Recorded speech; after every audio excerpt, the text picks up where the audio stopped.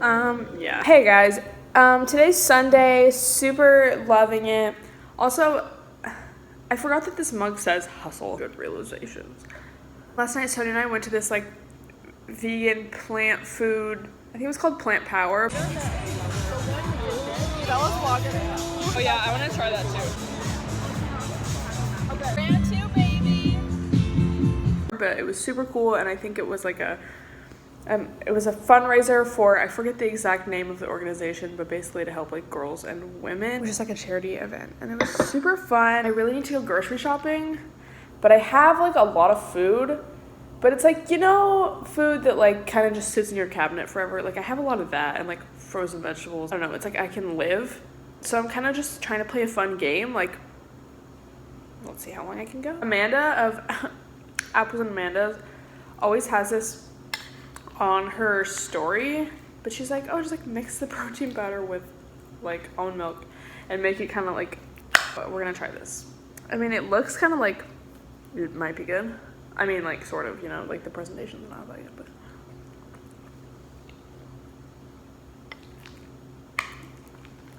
it's kind of whatever. Oh my god, it's actually super good. I put half a banana in here, like cut it up and kind of like almost mash it around, and then also frozen raspberries and frozen blueberries. And with the frozen raspberries, it's really good because they kind of like mash and like melt, and then it kind of tastes almost like you're eating chocolate cake with like raspberry filling or something.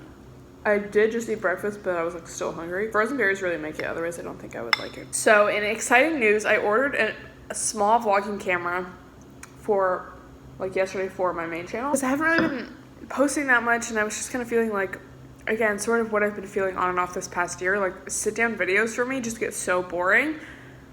And it's like, I just kind of realized like I don't have to do that. And part of why I got a camera last year, which like got lost when I was traveling, like if you don't know the story, it like I think it fell out of a taxi I was in Germany, and like I didn't notice. It fell like under the seat probably.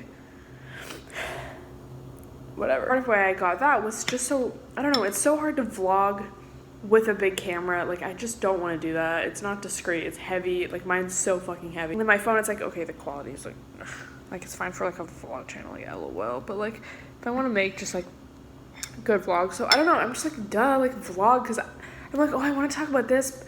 I was just in my mind like, I want to talk about fitness, but also like I want to talk about this, and like I want to do some food, but I want to do some lols and like some like almost like story times, but then I also want to do advice. And it's like, if I just film like a vlog sort of thing, I can have different almost segments, and it can just be so much more relaxed. And I was just like, duh.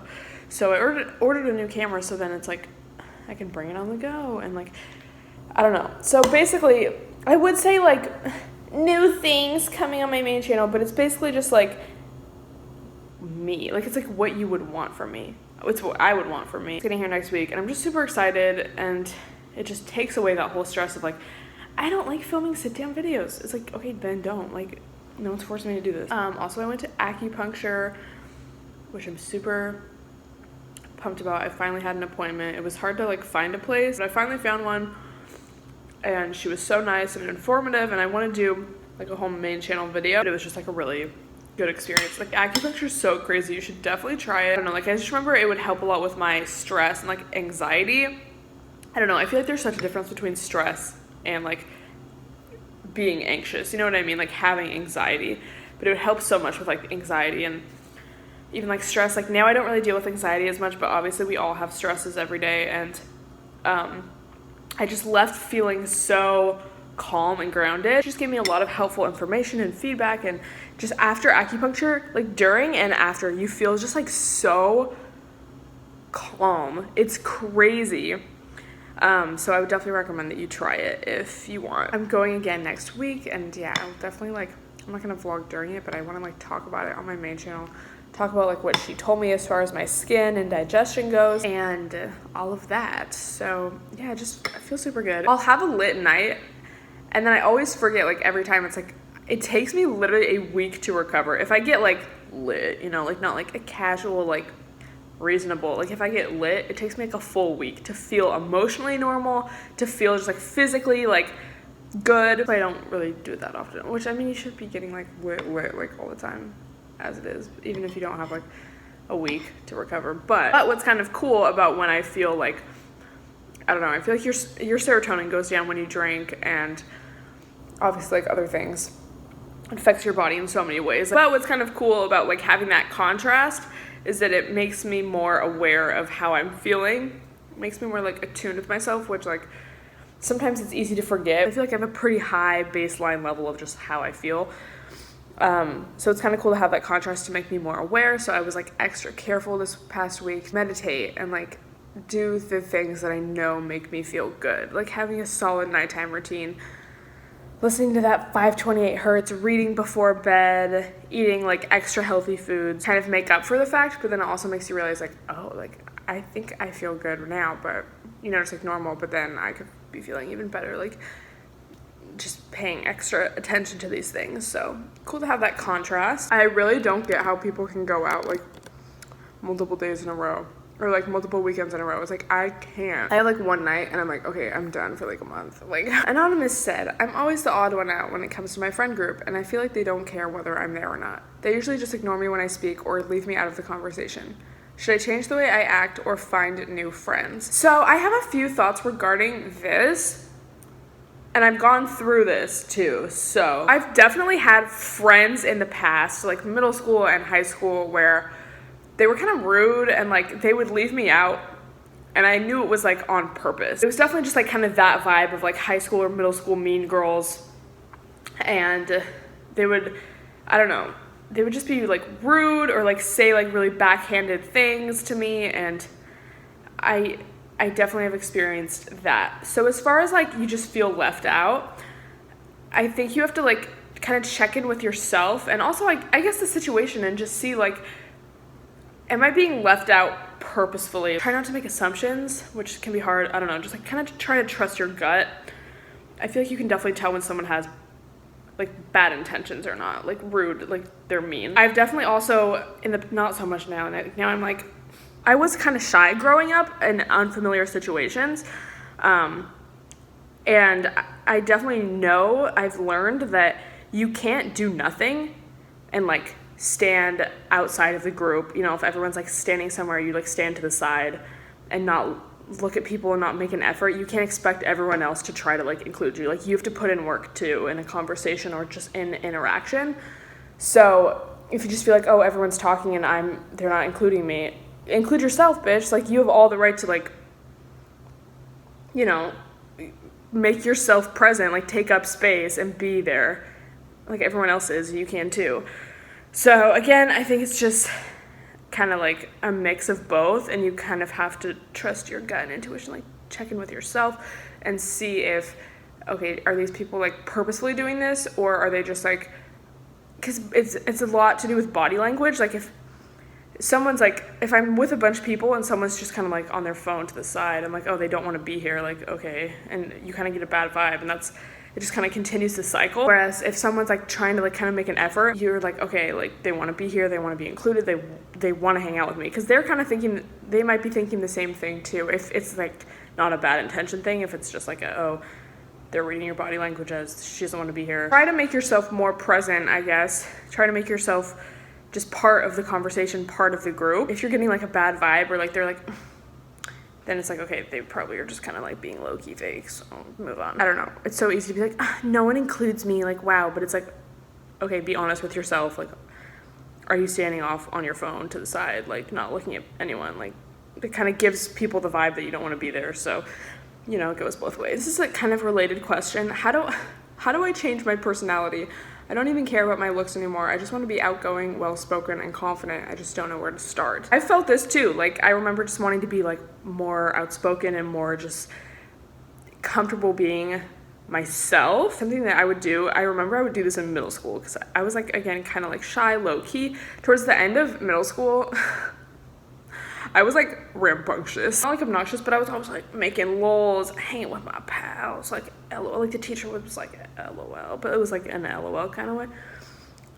Anyway, I just remember thinking like, and I still do this to this day, like hide behind yourself, like pretend to be confident. You just have to remember that people are gonna, I mean, obviously there's like vibes and like people can kind of sense like your energy, like subconsciously, whatever.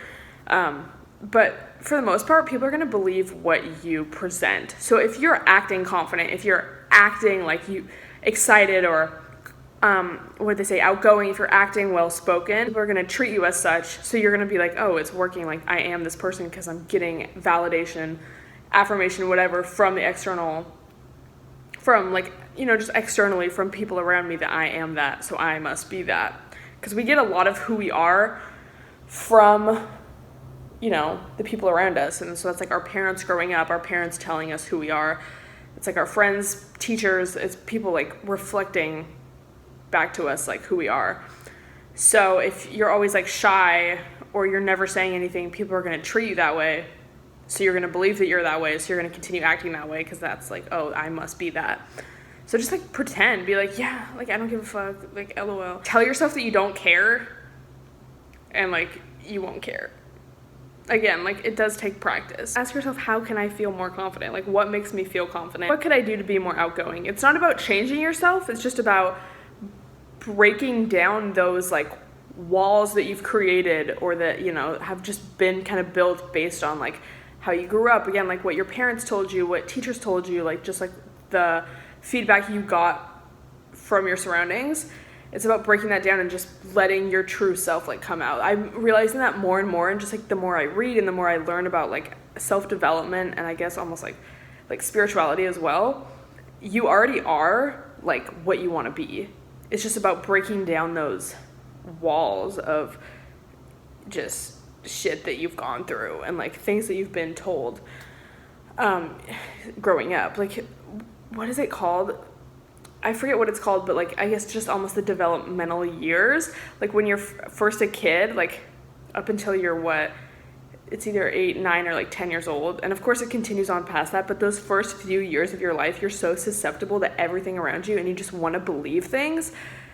So if someone tells you something, like you may not even remember it consciously, but something someone said stuck with you and makes you act a certain way today.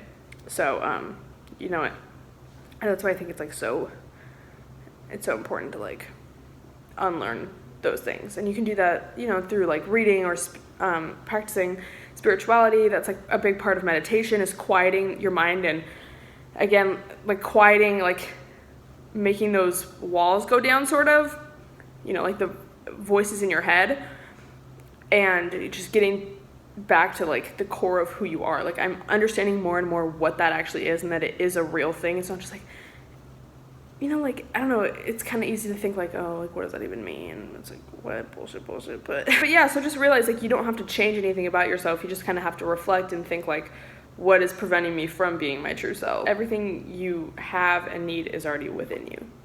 And you're great as you are. You just have to, like, learn how to access it. That's why people are unhappy, because they think, like, I need something else. But you're just like adding more and more layers to yourself when really you need to like be breaking those layers down and like getting to like the core of who you are, rather than like continually adding stuff, like stuff, money, fame, whatever, success, whatever you want. Some of those things are bad, but like that's not going to bring you to yourself. There's a lot of like kind of social anxiety questions today. So I'll answer another one. This is a podcast. Do you ever feel anxious around people or not know how to continue a conversation? What do you do when that happens? People love talking about themselves and people love feeling like people care. So just ask people about themselves. It's like once you kind of get over that first like approaching someone or like starting the convo, it's like it can flow naturally because you can always branch off a topic and like ask something. And again, like body language has a lot to do with it. If you're acting uninterested, people are going to get that vibe and react as such. And then you're going to get that feedback and act as such. And it's just like a cycle. So I think also realizing that everyone's human and like don't put people on pedestals, which again can be hard.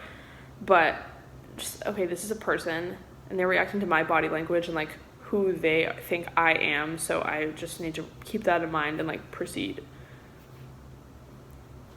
Ding. Oh my god, wait, I need to answer this too. It's kind of like unrelated to these last couple, but this really caught my eye. I've been seeing a guy for about 2 months and he doesn't want anyone to know about us, especially at work.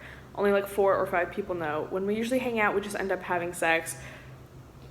We're supposed to go out on an actual date tomorrow. If he doesn't work, I feel like he's just using me, but I really like him.